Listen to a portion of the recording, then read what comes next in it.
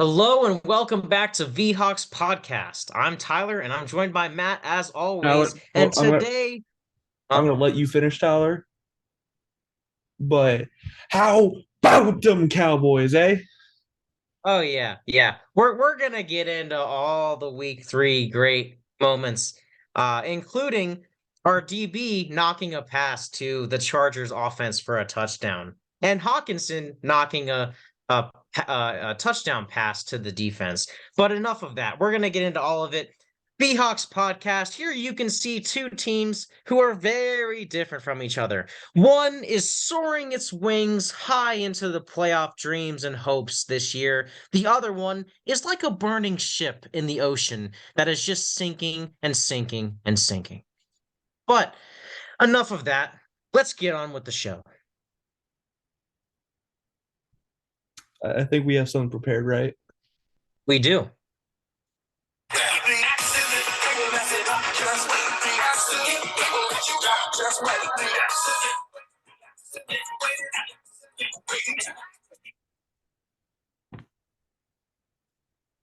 We apologize for the low production value that brings, but we thought it would illustrate our point very, very well, as we did say last week that if the Cardinals somehow managed to beat the Cowboys, we would play that song and we would definitely laugh about that because that just was unexpected. The Cowboys have been dominant their first two games and they just go and lay an absolute egg against Arizona.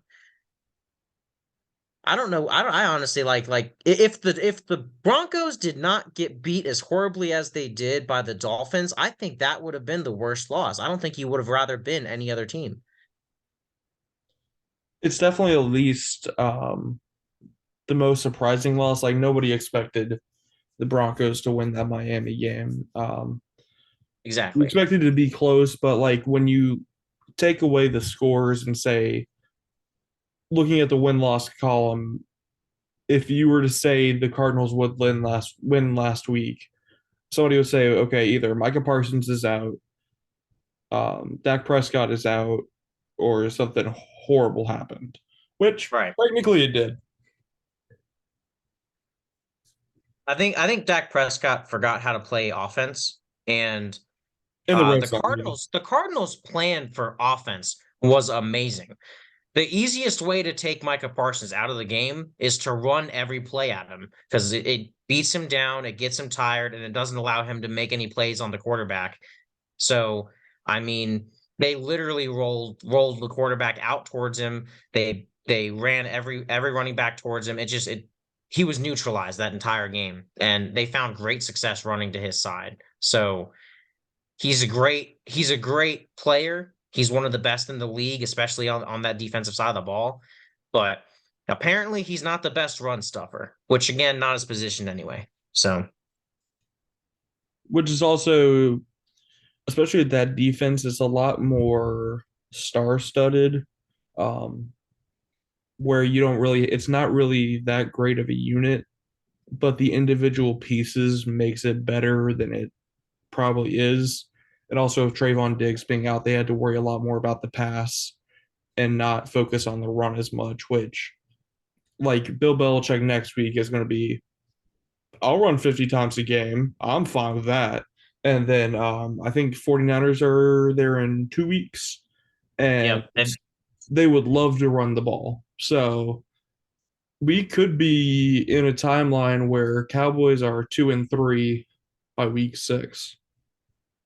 we could be. Honestly, though, I'm thinking there's a fire lit under them for this upcoming week. For I mean, they who do they play? They play the Patriots. Yeah, I mean, they're looking for a bounce back win for sure. But if what you said about the Niners in 2 weeks is true, who boy, I think they're gonna get exposed again. Christian McCaffrey's going to have some fun. Yeah, whoever has him in fantasy, oh, they might win on him alone. Anywho, those were not the only games that were played. There was what some expected to be the most exciting game that was played between the Vikings and the Chargers because many had previewed it as a shootout of sorts because it was two 0-2 teams going at it. And they're essentially the same team, just one's in the NFC and one's in the AFC. Because if you haven't noticed by any time in the NFL, really, both of these teams love to give away victories. They love to choke. They love to just have a up year and then a down year. They just it's a roller coaster of emotions for both teams. At least for the Vikings, we have fans. That's the only plus side. So, but on the other hand, a lot of the fans probably die from cardiac arrest every year. So you really take it with a grain of salt. Regardless, that game, I think I'm going to label the Vikings Chargers game as the game with the worst coaching on both sides of the ball on both teams that I've ever seen. I mean, I'll give a pass to Kellen Moore on the Chargers. That the offense obviously was dialed in. They adjusted. They did great things. So aside from Kellen Moore, worst play calling or worst head coaching jobs anyway. I mean, they were each trying to give the ball away so hard, and they just did not. There seemed to be no urgency on the Viking side of the ball. There didn't seem to be any. There's no identity of this team. There's no like nobody gets angry. Justin Jefferson after week one, he gets angry. He's on the bench. He has that sour look on his face. Like you know he wants to win. Aside from that, you don't really see guys get angry about stuff. You don't see any of that. Like I don't know why.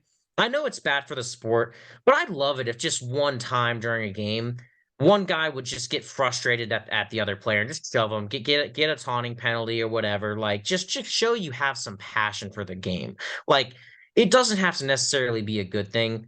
It just has to show that you care because it just seems like all the interviews for the Vikings players and the coaches, it sounds like a broken record.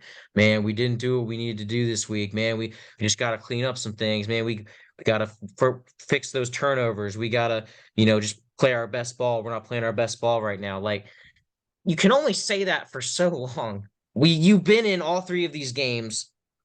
It's got to be a coaching issue at this point. Like you can't you can coach guys not to fumble. We got it down to two. Now we need to get it down to one and then down to zero. Like that's what's got to happen. And you can also coach to spike the ball. There were 40 seconds left at the end of the drive, and Kirk Cousins claims he couldn't hear the play call coming in, It was which I get. 30. The Minnesota Vikings stadium is known for being very loud. It rivals Lumen Stadium at some points. Granted, probably not this week because we're both Debatable. the Chargers and the Vikings were 0-2. But I'd say, playoff atmosphere for both teams. Both of them are going to be breaking the sound barriers. I believe Lumen Stadium's probably the number one ranked in terms of sound, and Vikings are right behind them at 2 or 3. Something of that nature. But needless to say, very loud stadiums for both teams. Something we have in common. So I get it, there's a lot of noise, but that should not have any effect for you knowing that you have very little time, you have no timeouts, you're in the red zone, you're only down by 4. You need to spike the ball to give yourself 3 chances at the end zone. And everyone on that team, and Kevin O'Connell included, decided to not only call a play, but just there was no urgency. Not one of those 11 guys tried to yell, spike the ball, spike the ball. Or none of them were sprinting to the ball, trying to get there, to just get on the ball and be ready to spike it. They just all kind of just walked up there. It's like they've never played in a 2-minute offense before. And I know that's not true. We had 11 one-score game victories last year. That comes from 2-minute drill offense. We're so skilled at that. You should know that. And a quarterback who's been in the league as long as Kirk Cousins should know that as well. But I get it. You want to catch the defense on their heels. So, and you do that by doing a hurry up offense. And so, but it sucks because you end up with a frantic offense against a frantic defense. Arguably, TJ Hawkinson should have reeled in the catch, and shouldn't have gone for an interception. But the ball didn't bounce our way, much like earlier in the game, or what should have been an interception by Caleb Evans turned into a touchdown for the Chargers. So, if had one of those two plays not gone that way, we probably end up with a W. But unfortunately, the Vikings are the unluckiest team in the NFL. I actually looked that stat up. things that can happen that are pretty much, not coachable or like an actual statistic, things of that nature. Um, we are the unluckiest team in the NFL for the first 3 weeks, which makes sense. We're in all three of the games, but that game, offensive firepower was showing. We got the run game back on track. Like I said, our turnovers were only two, and the last one was a tipped ball for an interception. So I mean, not terrible. When you compare it to the four turnovers we had in week two, you'd look at that game and go, okay, we at least halved it. We at least fixed our problem 50% of the way. But the problem was just the play calling. There were two times we were at least in middle of the field, if not in Chargers territory, where we had like a 4th and 5 and a 4th and 3, I believe, and we chose not to go for it. And it was a close game for the entirety of that game. Why you don't go for it, I have no clue. And we don't target Justin Jefferson or Jordan Addison or KJ Osborne, basically any of our receivers, until the halfway through the second quarter. Hey, Matt, I'm just going to ask you a question real quick. If your best player on your team by far was Justin Jefferson, would you target him in the first quarter? Yeah. Yeah. Okay. If you were just running offensive drives, wouldn't you probably target him at least once a drive, if not like more than once? If that's your best player on the team. Depending on the coverage. Now, if they're double Okay. teaming him, then you just have to Right. find somebody else. Right. Yeah. If they're double teaming him, they find somebody else. But I mean, you wouldn't try to make it a run game if Justin Jefferson was finding some places to be open. Like every single down. If Jefferson was open, you get at least a ball or two to him a drive. Yeah. But it Right. also just Yeah. depends on matchups where if you're facing a team like LA where their run defense might not be that great, you want to run the ball and get that going. So it just depends. That's Exactly. But going into this game, the Chargers had the worst ranked pass defense. Yes, one of those games was against Miami, but still, we have star power as well on the offensive side of the ball. I mean, you have an electric rookie in Jordan Addison. You've got Justin Jefferson. You got TJ Hawkinson. You've got guys to throw the ball to, right? So, I mean, I get it. They're having Madison bounce back after week two. He's feeling down. They want to establish the run. They want to show that we still have the run game, and they did that.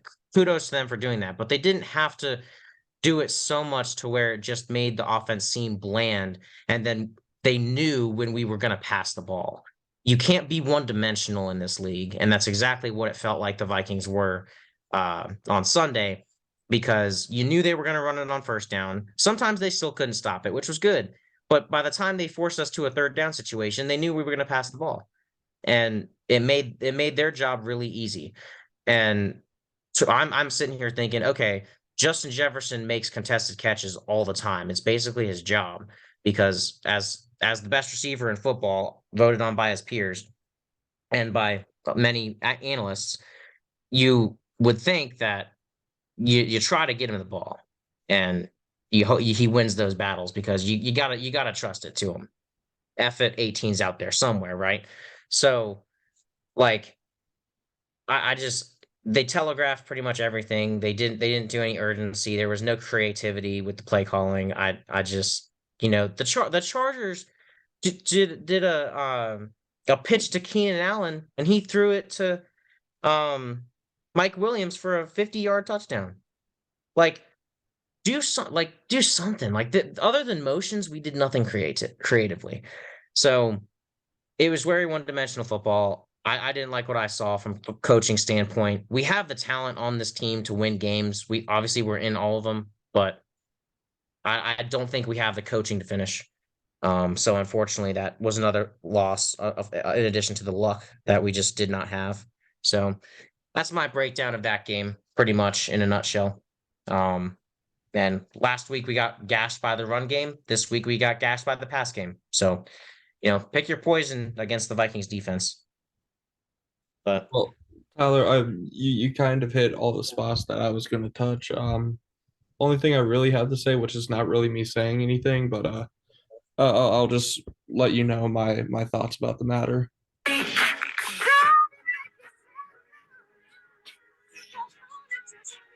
The production value is very low, I will say.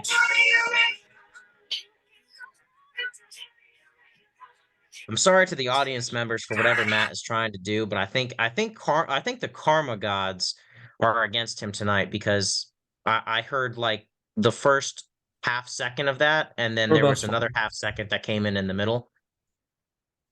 It was So I Cry Me can a only River. imagine. Okay, okay, there you go. Well, unfortunately, our viewers are not going to be able to hear that. That's fine, Um, but and whatever. I didn't really hear it either. So there's your sign not to make fun of my team when I already do your job for you, as you said. But go on if you had anything else to say. That was it. Just Okay, oh, cool. I hear a lot of excuses, and also to correct your misinformation, Arrowhead is ranked number one, Lumen Field is number two, your stadium is ranked number seven. So, Oh, okay. Well, I don't know. Well, I mean, now that Taylor Swift's there, of course, the Chiefs are going to be number one. but But yeah, if you okay, can't sorry. I mean, hear yeah, that if makes you sense. can't hear the play calling on in your home stadium, that's an issue, bud.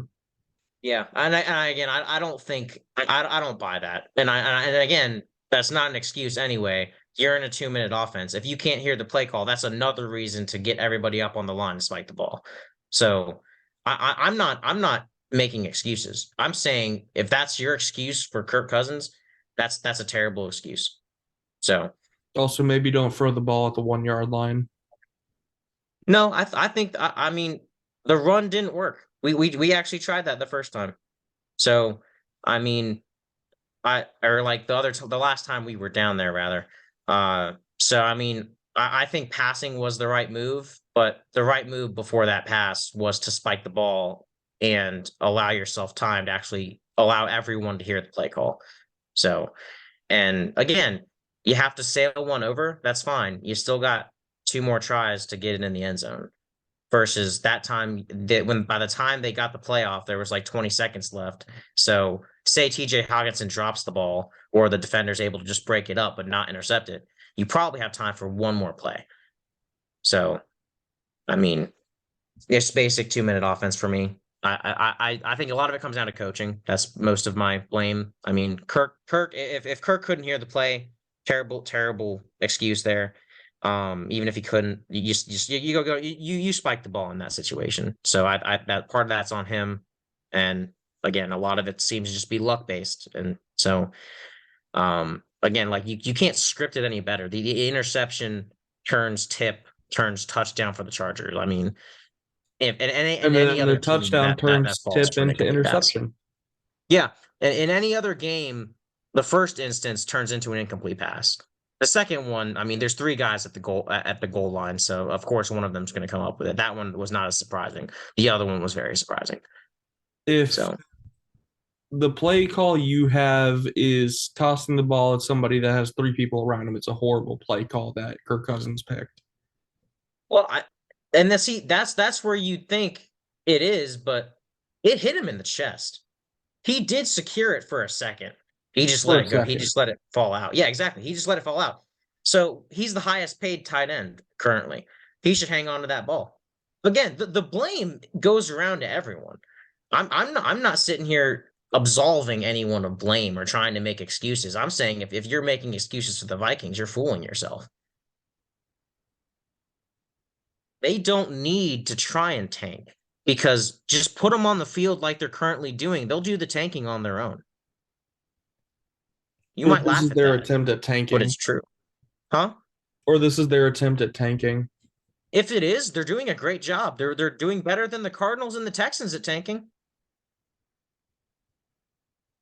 But the difference, and see, here's the other thing. This is where my master plan comes into play, Matt. What happened with the Bengals when they drafted Joe Burrow? He got hurt his first season, but if he didn't get hurt, they probably had a decent season, right? Hypothetically. Where are you trying to say they planned on him getting hurt? No. I'm saying they drafted Joe Burrow. That's the first pick overall, right? Or top 10 pick at least.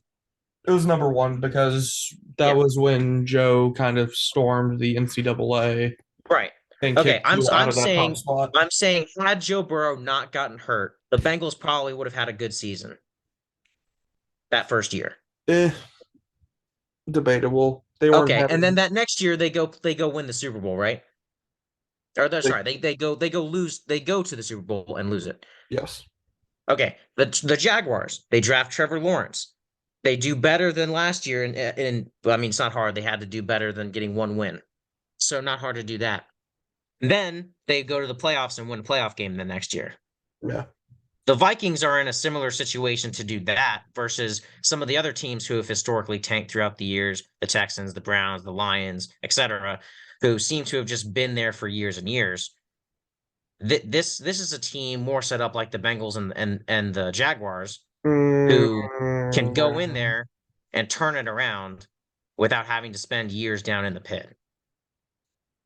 only issue is those were younger teams. You're still basically a veteran-based team. Dude, that you do. Our defense has like two or three veterans on that defense. All of our guys are year one, year two, and I think we have one year three guy. And then we've got Harrison Smith, Daniil Hunter, and Jordan Hicks. Everybody else is pretty young. So um on that defensive side. And then you got JJ, you got Jordan Addison, who's a first round pick. You got KJ, who is I think he was drafted the same year or one year before Justin Jefferson, so he's young too. TJ Hawkinson's young. He just got his deal this year. Uh You're ranked number 19 so in age, and that's oldest at 1 to youngest at 32. yeah, so we're more on the young side. Exactly. And Harrison Smith this is probably his last year in Minnesota, honestly.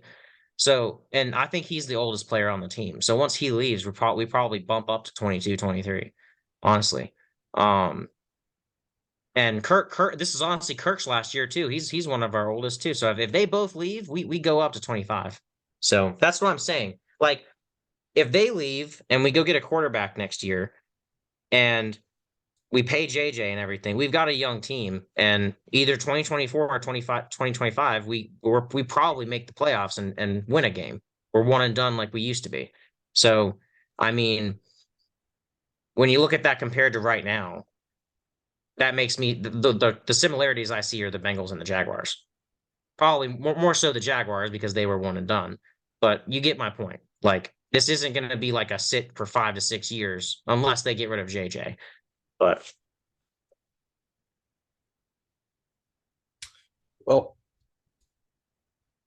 just gonna say your team wasn't the only one that played a game this week. Going on to my team real quick.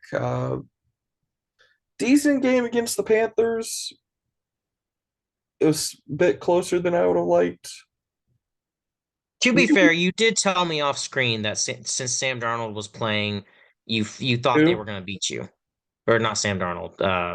Who Andy Dalton? Who can They're the same dude. One's a ginger, one's just another guy, a guy who sees ghosts. But like, they're both veteran backup quarterbacks. not even close, but okay. Just say Andy Dalton has been in the league far more than Sam Darnold. He has, but I mean, in terms of caliber of their play, you're not really splitting hairs too much. Well, one went to the playoffs, one's been booted to like 3 different teams because he sucks. Yeah, and in terms of where they are now, one's aging out and one still has years of backup play. But I mean, I don't know. Anyway, yeah, sorry, Andy Dalton. And he did have a good day. My guy Adam Thielen had a great day against y'all. Uh, Well, right now our passing defense sucks because Tariq Woolen is out right now. Hopefully we get him back soon. I know they're saying that he might be able to be back next Monday for the Giants game. Um, Jamal Adams is planned to be back next Monday, so we'll finally see his season debut. So secondary is actually going to be healthy, hopefully, the next week or so. So pass defense should start shoring up. Um, Honestly, what we actually had issues with last year was our rushing defense, and so far, I think we're allowing like um, the third least amount of like yards per rush. On Sunday, we held Carolina to 3.1 yard per rush, which last year that number was more around like 5 or 6. They would be our run defense would just be getting gashed. But for our run game, our rookie Charbonnet basically stole a man's soul. That was Mm, fun to see. Um, he and Kenneth Walker actually had a pretty good day, both averaging around 5 yards per carry, with Kenneth Walker getting 2 TDs, 97 yards. Charbonnet only on 9 carries, getting 46 yards. Geno Smith had a decent day. The one pick hurt, but luckily it didn't turn out to be too bad. Only real issue with the offense, we settled for way too many field goals early, and that could have cost us. But right. luckily, the offense mostly came alive in the second half. So, and our defense was Yeah, able to hold Carolina enough to get us to the point. Also, speaking of loud fields, I believe 10 there false were starts. 8 false 8 false starts. starts, which like you would have like two in a row at some points. Because I know they Yeah. had like a 3rd and 4, and then it suddenly became like a 3rd and 14. Like it wouldn't just be like one here and there; it would be like two in a row. It would just destroy a drive. And So most of them were on the offensive line. Yeah. So Witherspoon's starting to get better. I feel like it's just going to take him time to develop. Young cornerbacks. Um, Jaron Reed, who we picked up again in the offseason, he had been gone for 2 seasons, has probably been one of our best offseason pickups, just in what he's brought back with like securing that rush defense. Um, because I know we brought Bobby Wagner back, but his is more like the leadership style. You're not going to really see him wreck any games.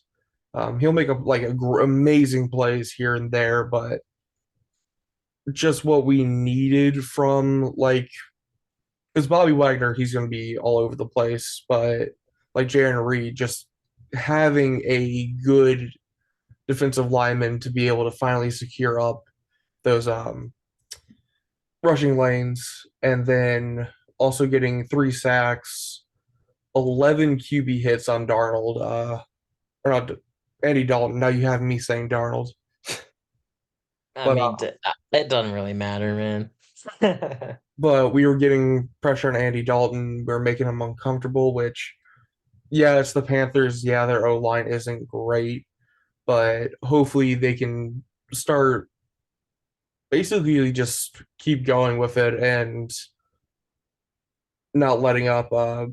Jason Myers, who's had a pretty bad start. I think he was only around like 50% accuracy to start the year so far. 5 for 5 on his kicks and 2 of 2 for extra points. So that was great to see him having a bounce back game. So overall, a closer game than I expected, but uh, win is a win. We're 2-1.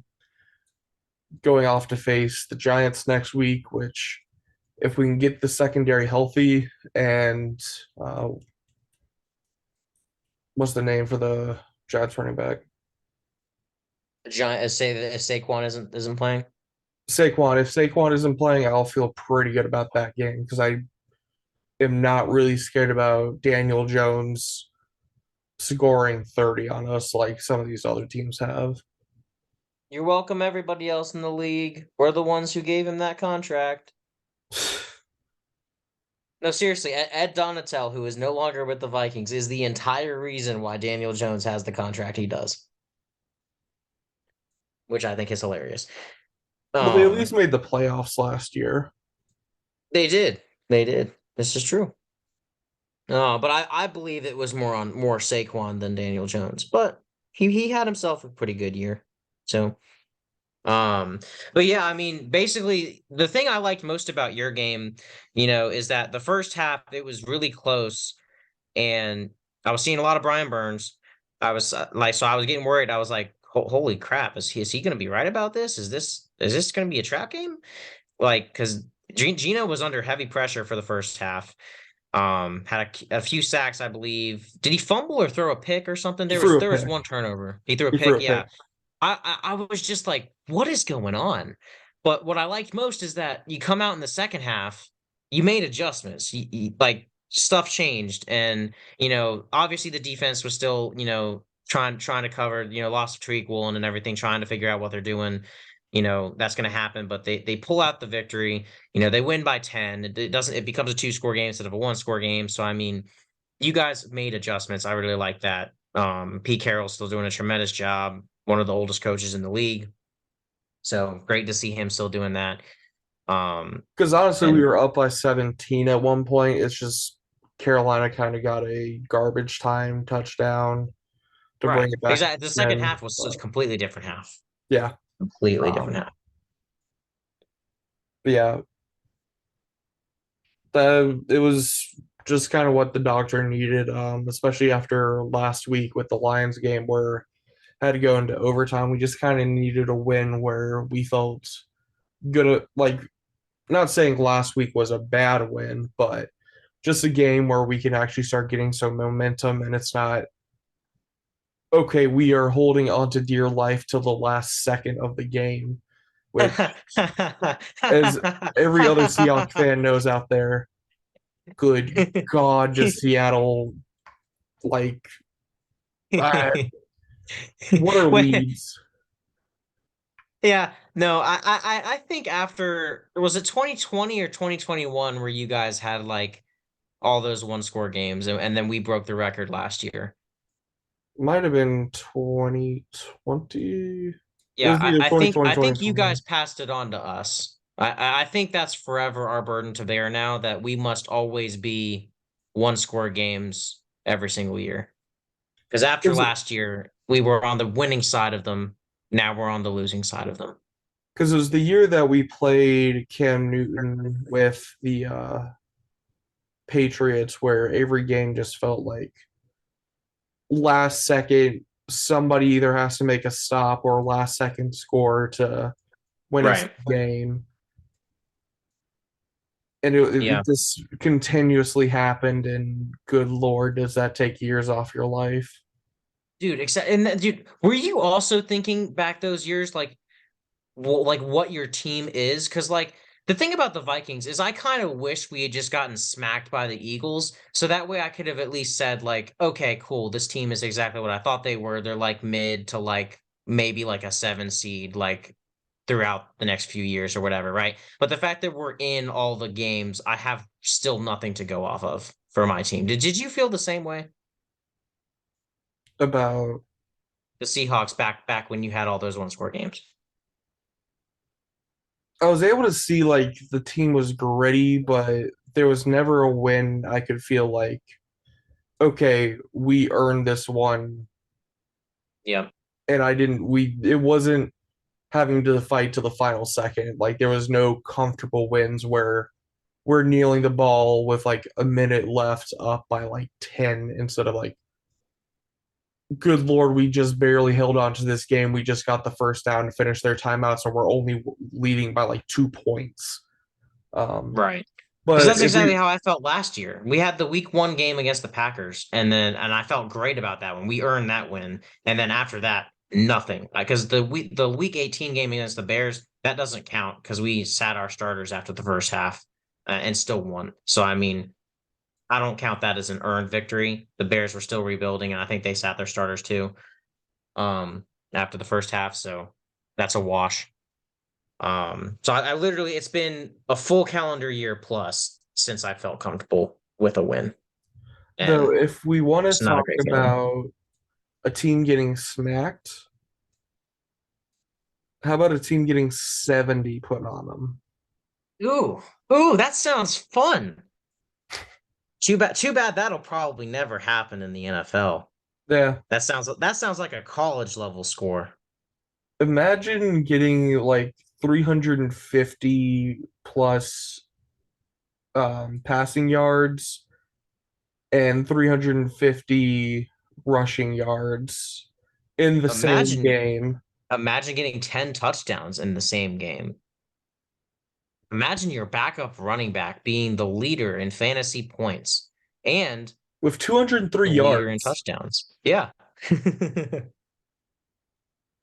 Actually, Akane only had two touchdowns. It was Raheem and it was actually Tua who led the team in touchdowns, but Raheem Mostert had three himself. So, There you go. Yeah. but yeah, Dangerous backfield. crazy.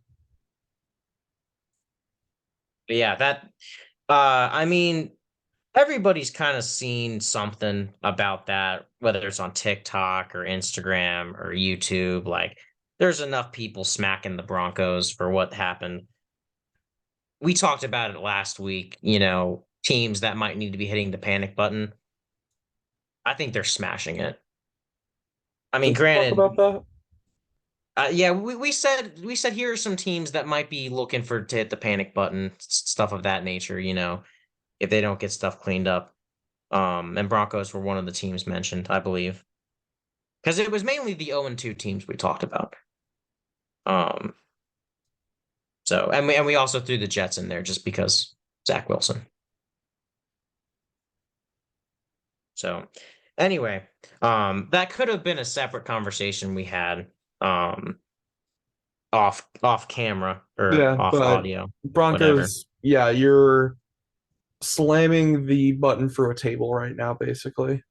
Yeah. Yeah, exactly. I mean, the point still stands. I Yeah, think I think they're panicking. I mean, you kind of knew that the Dolphins game was gonna be a loss, but but you not that allowed bad. 70 points. And it could have been 73. They chose to kneel. Yeah. Now, So for just a quick another team panic button, Jaguars with a surprising loss to the Texans. that was interesting and one that we got wrong on our picks. Yeah, we felt really confident last week that we had our picks correct, and that There yeah, was several games that kind of went haywire on us, for sure. aka Actually, waiting Browns, to happen with aka Dallas for sure. Colts, Yep. aka Patriots. Hmm. But yeah, I mean the Jaguars, like I get it, a divisional matchup, and the Texans actually historically have fared pretty well against the Jaguars in recent years. Um, But but that's even usually when still, Jacksonville sucked as well. exactly like that, it's when they were both bad, and the Texans just got the better of them.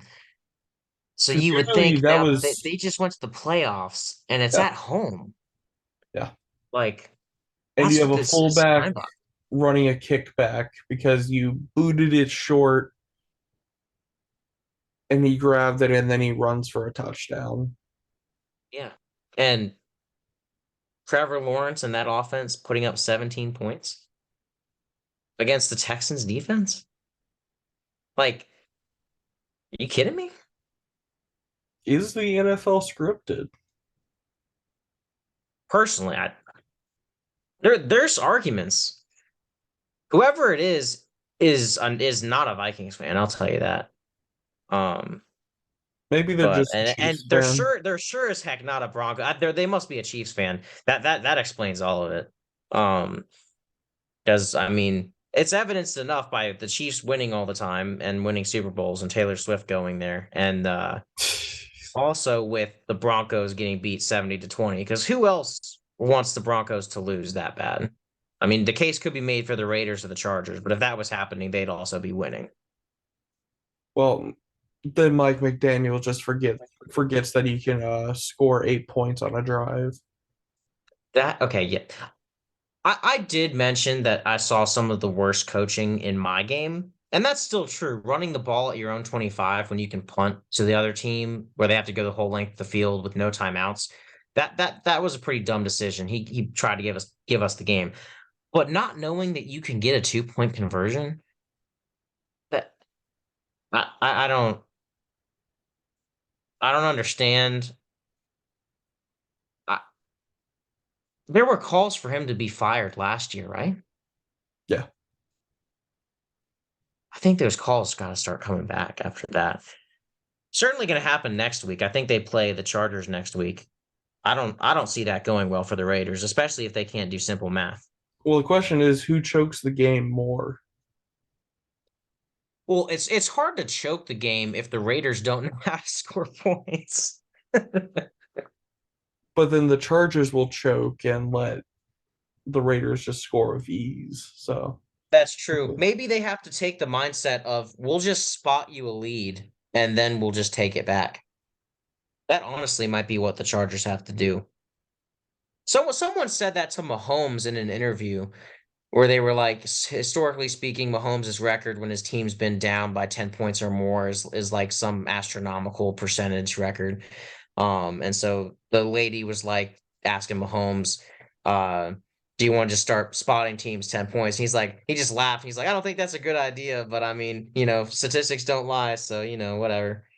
Um, but I thought that was kind of funny. The Chargers might want to start doing that. But they beat us without doing that, so I then again they never really went out to a huge lead against us, so maybe that's what the issue is. Maybe it's only huge leads. So interesting to think of. Anyway, we've spent a lot of time on that. We'll keep going down the docket. The Niners against the Giants. There's nothing really surprising happened there. no, The 49ers are the team to beat in the NFC as far as I'm concerned. Yes, the Eagles are also 3-0, but they haven't shown me the complete dominance over teams that the 49ers did. They barely beat the Patriots week 1.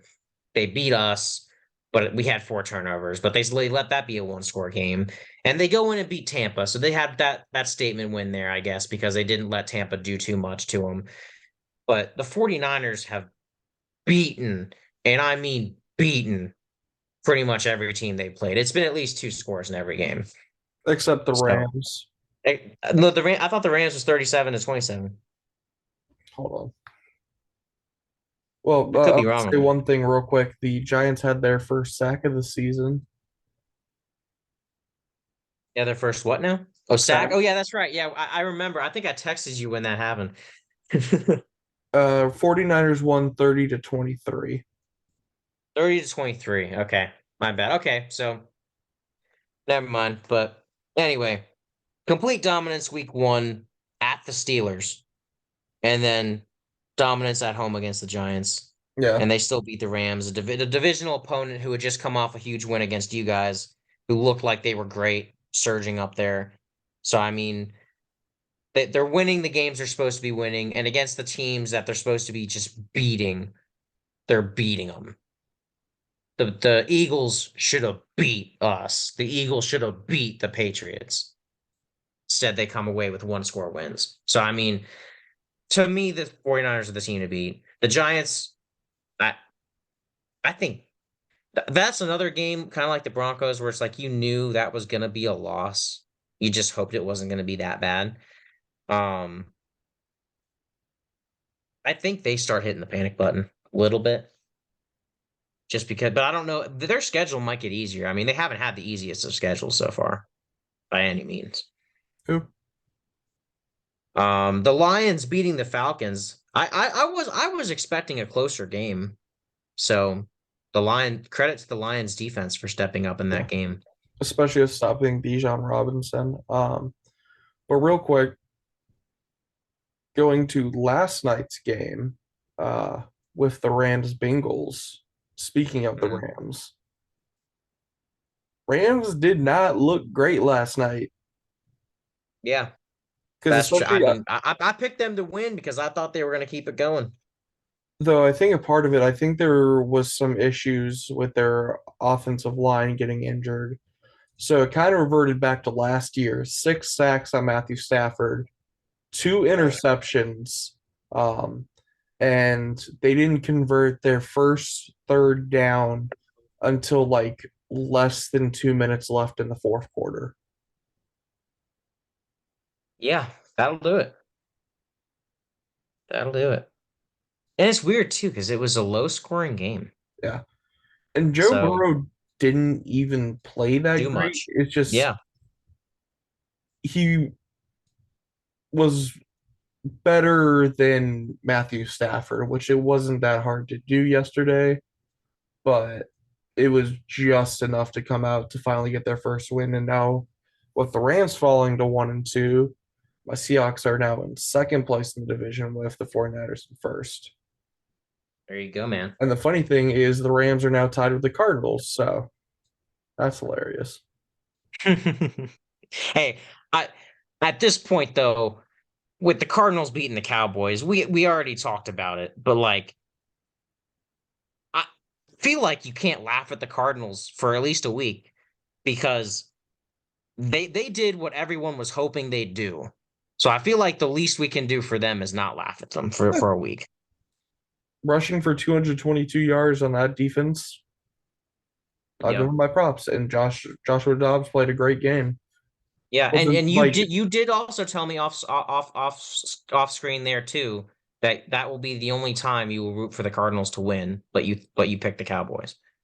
So well, you I got didn't your wish, man. expect the Cardinals to actually pull it out. But you said you'd root for them. Well, So every day the are you Cowboys admitting lose. on air that you're a liar? Well, no, I'm not saying that I'm a liar. I'm saying I picked the Cowboys to win just because that was the pick with my head instead of my heart. But Right. with my I heart, get. every Yeah. day that the Cowboys lose is a great day. I can relate. It's kind of like every day the Packers lose and every day the Cowboys lose is a great day in my heart. But if they were to play each other, I'm rooting for the Cowboys all day I because think I it's the because opposite. above all else, the Packers have to lose. That's for you. That's for me. Yeah, for you, do the Cowboys trump the Cardinals? Do they have to lose more?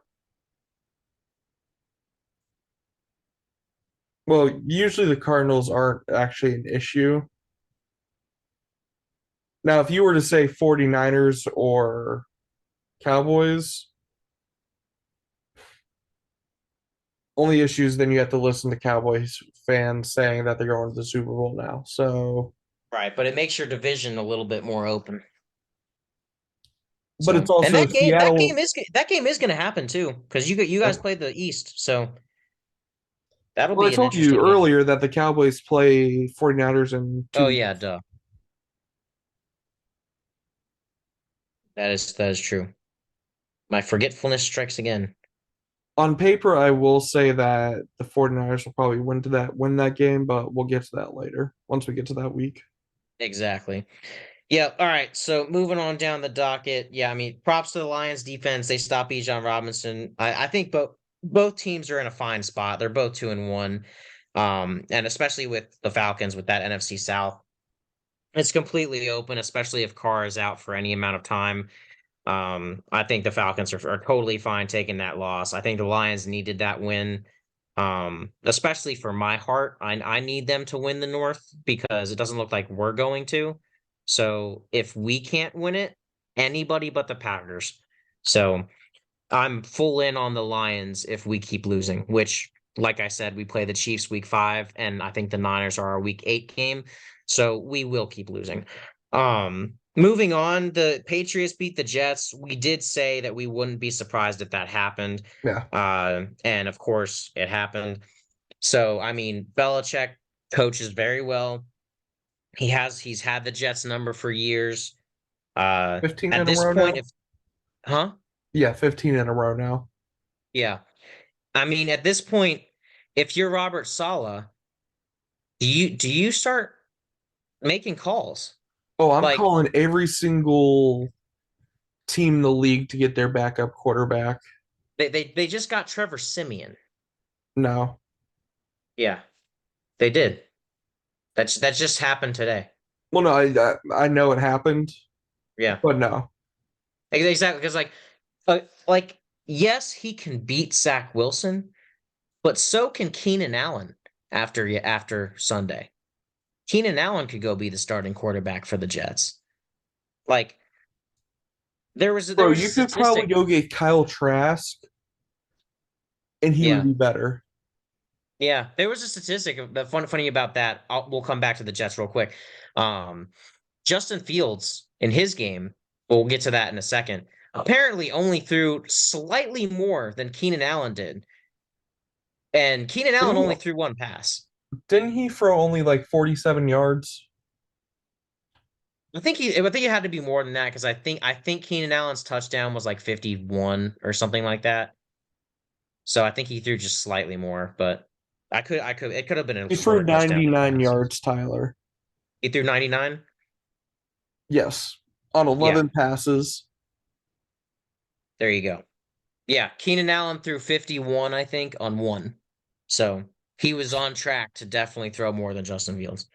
Then again, Justin Fields was playing the Chiefs defense and Keenan Allen was playing the Vikings defense. But that aside, man, there are some quarterbacks in here who are not looking good. And yeah, I think a lot that Zach Wilson is always going to be in danger of having his job taken unless he somehow finds the fountain of good quarterback play. Um, and is able to turn things around. So, I mean, I'm just an optimist at this point because I don't care what pick we get. I don't care if we can ship Kirk Cousins out for a seventh round pick. If you take his contract, I'm happy. So, I think that's I the issue mean, right now. They can't. right. And, no trade clause for Kirk. So, but I mean, all those weapons over there, you already know Dalvin Cook. I mean, just saying. Horrible Um, offensive line, though. that is true, but championship caliber defense, something Kirk Cousins has never had. But So, that is going on one to pull. some horrible quarterbacks, but actually just because they're hurt. Um, I think Raiders Jimmy Garoppolo had a concussion, Yep, he did. and then Derek Carr is now going to be out for at least a little bit because of the shoulder injury that let Green Bay come back into the game. I'm so glad I picked Green Bay to win because I got it right and pick them. But in my heart, I wanted to be wrong. And Also, I we was had so a happy Jimmy when I Graham saw that it was sighting. 17-0. Huh? We had a Jimmy Graham sighting on Sunday too. That was cool to see. Exactly. Uh, Everything was looking up, and then Derek Carr goes down, and Jameis Winston does Jameis Winston things, and the Packers crawl back into the game, and then they win it. And I'm like, that just hurts my soul. But here's the thing, though. Just because you lose Derek Carr doesn't mean you can't run the ball anymore. Just because you lose Derek Carr doesn't mean you can't defend the pass and the run anymore. But That and then I think that's the takeaway of that game is the Saints got away from their game plan when their quarterback got hurt. They also, they losing could have Derek pulled the Jets. Carr shouldn't have made you miss a field goal to win the game. Right. So, And see this is the thing that boggles me. The Jets beat the Bills after losing Aaron Rodgers on the first drive. That should have been the Saints after losing Derek Carr at the end of the second quarter because we're they up were by already up 17 to 17. exactly. So that the Saints should have been able to pull out that win. The Jets should not. So there's already two surprising things there if you look at the dichotomy of that, especially when you look at who the backup is. Jameis Winston was at least a starter before. Zach Wilson being a starter that year, I don't count that because again, anybody could beat him for a job. Mike White. Um, exactly. That was the year of Mike White, as I far as I'm honestly concerned. think that Jet fans would rather have Mike White right now rather than Zach Wilson. Oh, 100%. The problem is that GMs when they fail on a pick, especially a first round one, it's really hard for them to admit it and give them up. So Unless you're the I 49ers may with be Trey slightly speaking Lance. from experience. The 49ers did what now? Trey Lance. Oh yeah. I mean, yeah. And that's good. But they also got a gem in Brock Purdy, so like we said before, that kind of saved them because they did find what they expected Trey Lance to be essentially with Brock Purdy. So I mean, that's something where they're like, okay, this was still our draft. We can still claim that we drafted a great caliber QB in the draft. It just happened to be our last pick.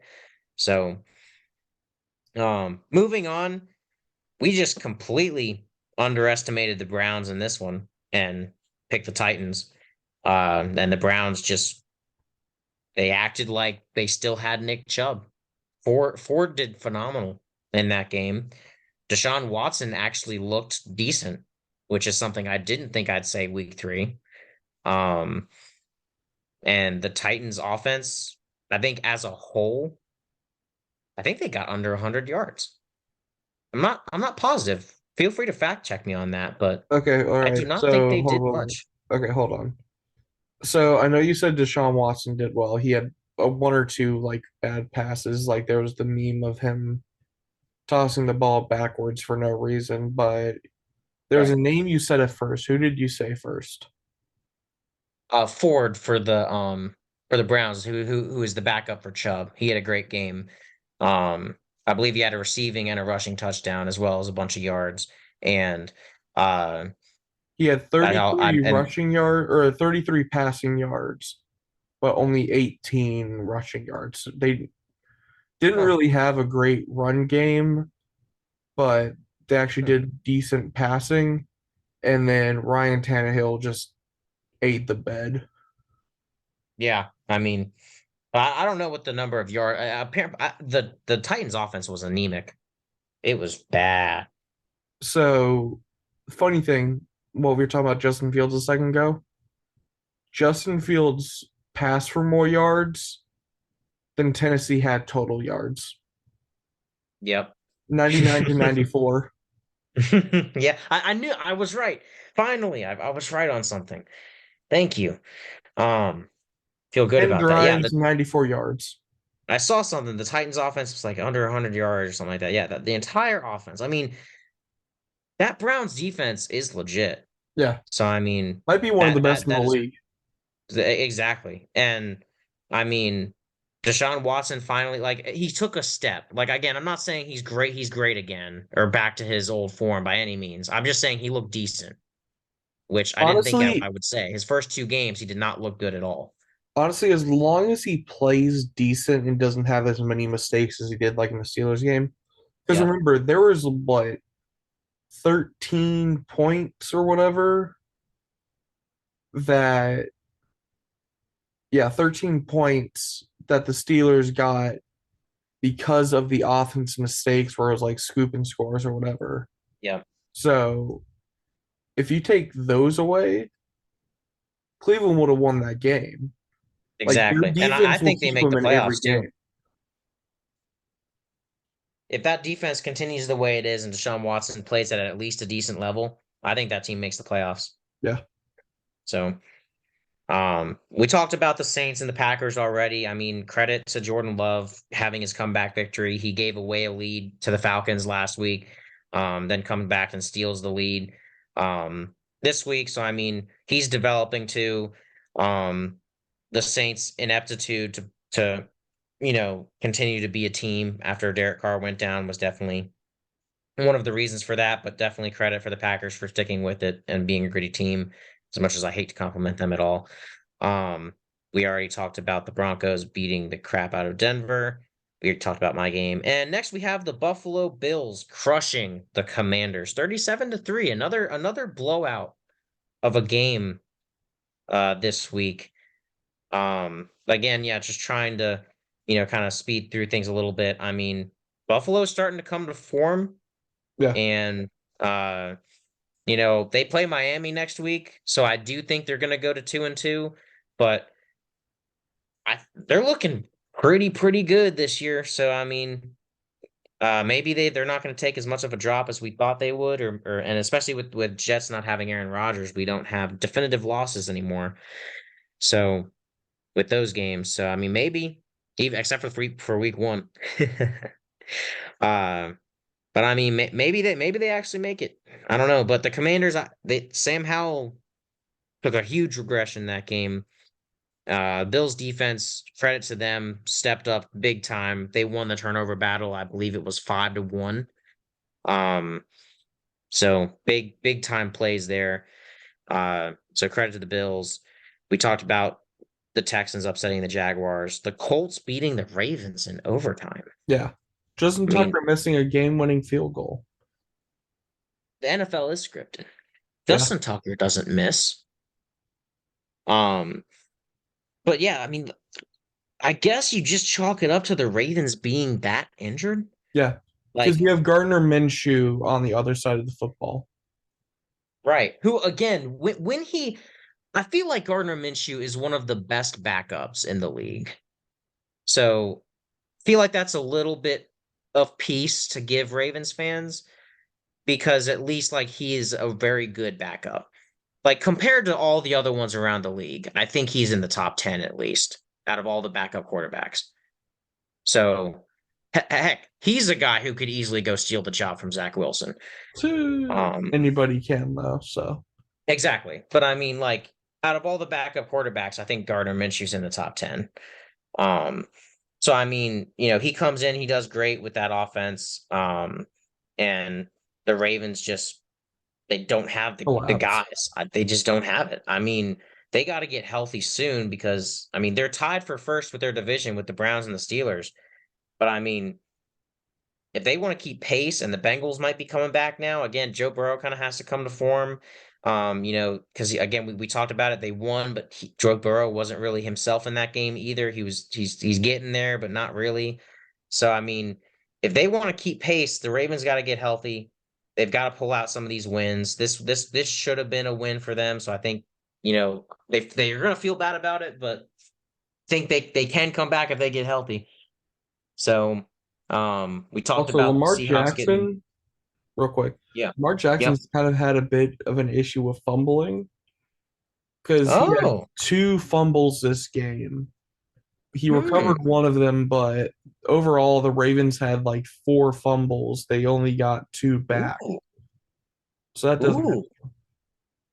Lamar Jackson had the same amount of fumble or the same amount of turnovers that the Vikings had in this week's game.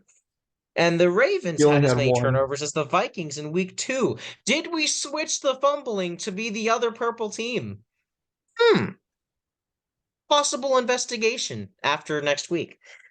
Um, but yeah. And kudos to you for remembering Lamar Jackson's name because if you're gonna hit me with all those things I forget, I'm gonna never let you forget that. Talked about the Seahawks Panthers. Congrats again on your team winning. So how about the Swifties coming into the NFL with the Chiefs just shellacking the Bears? Which I mean, it's always good to see a division rival lose.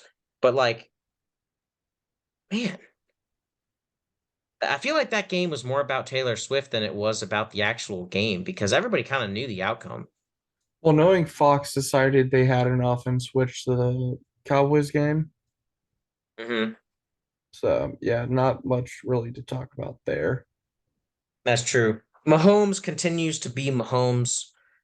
Checo continues to be a good back for them.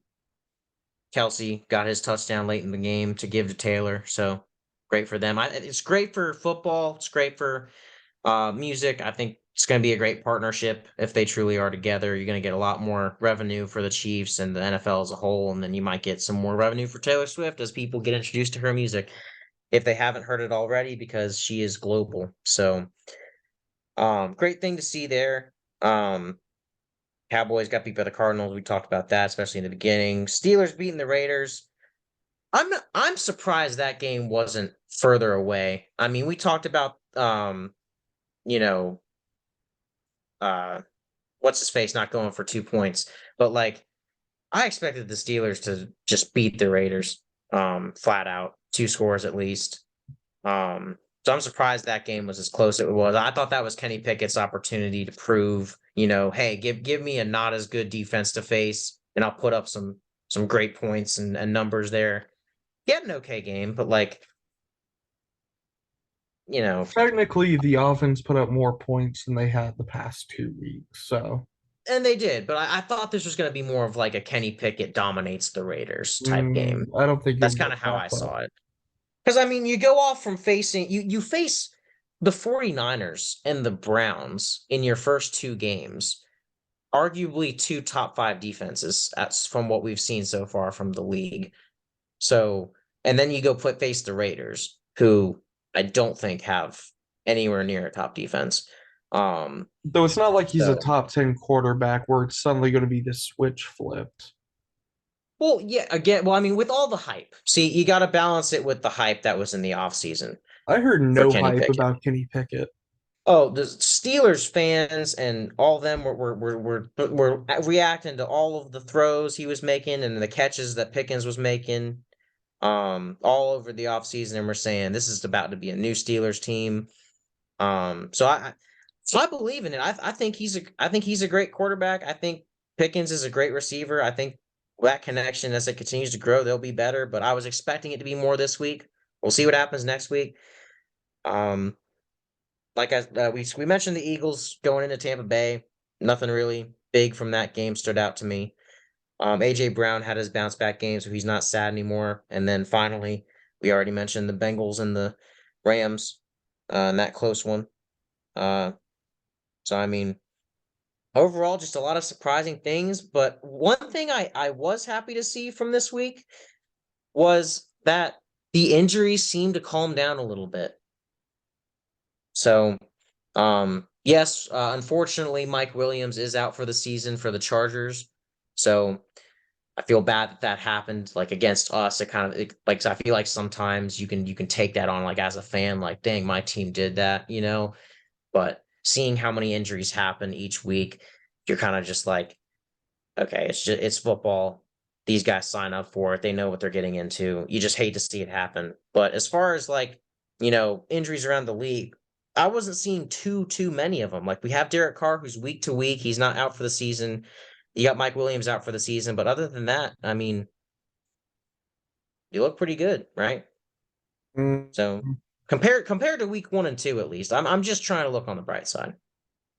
I think you still had a decent amount of injuries, but hopefully as the season progresses, one, as players are able to get healthy again, and two, hopefully as one, sadly, you're gonna have the wear and tear of the season where everyone's gonna be knocked up at one point.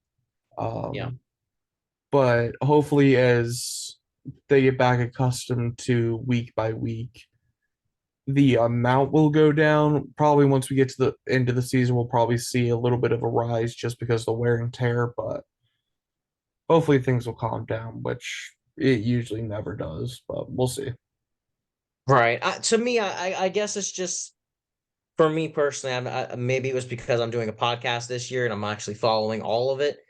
When in reality, I'm following mostly just the Vikings and I'm looking at a few other teams. But to me, it just seemed like week 1 and week 2 had an astronomical amount of season-ending injuries on top of just injuries as a whole. Whereas this week, as far as I know, Mike Williams is the only one out for the season from this week's games. So, um, it was better to see that number decrease this week, and hopefully, everybody's able to play to their full potential. Injuries are a given, but still, you just hope you can go as long as you can without them. But overall, I think that we're getting better. Each week is a better week of football, in my Yeah, opinion. I'll agree on that. So we're seeing more exciting games. We're seeing some upsets, and we're seeing some big shutouts. I like what we're seeing. We're seeing some close games with Packers and Saints, and my game, of course. Um, Seeing some good divisional matchups. You still got overtime matchups each week. I mean, that's still good to see. So, but I think we can both agree, other than the Seahawks win, the best thing that happened this week was the Cardinals beating the Cowboys. Definitely. So, if there's one thing that Seahawks fans and Vikings fans can both agree on, or at least just us two, I can't speak for everybody, but I'm going to anyway, is that whenever the Cowboys lose, it's a good day. Accident waiting to happen, baby. Accident waiting to happen. And we only have to wait 2 more weeks before it happens again.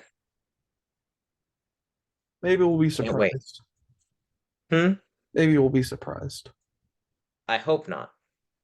You might hope that we are because it's the 49ers and you might want to take the division lead, which you might be able to at that point. But No, Todd, whoa, whoa, whoa, whoa. I mean, them losing this week to the Patriots. oh, that would be great. I would like to see the suffering continue. So, but yeah. Anywho, thank you all for listening to the VHawks podcast. This is just our week 3 review. We will be filming the week 4 predictions video tomorrow. So be on the lookout for that as we enter week 4 of NFL football. And we just want to say that, we appreciate the support. And again, let us know down in the comments what you all want to see. and hopefully things go the way we want them to. And right now, all I can do is sit here and support the Seahawks because I don't have another choice. So, but yeah, you can always find us here. Our logo may be updated at some point in the future. We will keep you updated on that. But yeah, Matt, any closing remarks? All right, that'll be all. Alrighty. Well, fly Hawks. I forget what your saying is every single time. I don't. You guys need a saying. You really do. Um, but go Seahawks, and I would say Skull, but nah, I'm good. It's more just like sad. It's more just like, whatever they do, I really don't care at this point because until coaching changes, I find it hard to care about a team that doesn't care about itself. So, um, so sadly, that's where we're at. But hey, I'm all with you. I'm gonna take joy with every Seahawks win, and I'm gonna be sad with every Seahawks loss. So I'll ride that train. All right. But with that, we will see you guys for the week 4 predictions video, which is bound to be more interesting than last week's prediction video, as we will probably have a lot of differences. So stay tuned for that. And with that, that has been V Hawks Podcast. Peace.